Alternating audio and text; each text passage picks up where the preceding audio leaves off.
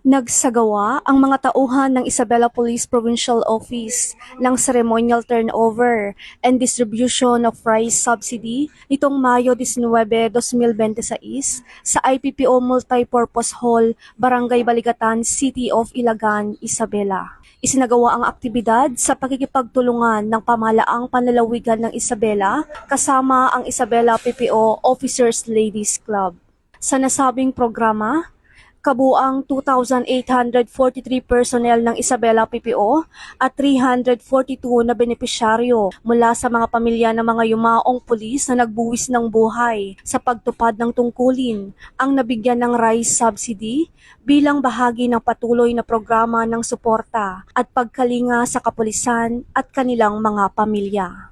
Ayon sa pamunuan ng IPPO, ang naturang aktibidad ay sumasalamin sa matibay na ugnayan at pagtutulungan ng Philippine National Police, pamahalaang panlalawigan ng Isabela at iba't ibang stakeholders sa pagsusulong ng kapakanan at kagalingan ng mga miyembro ng kapulisan maging ang kanilang mga naiwang pamilya.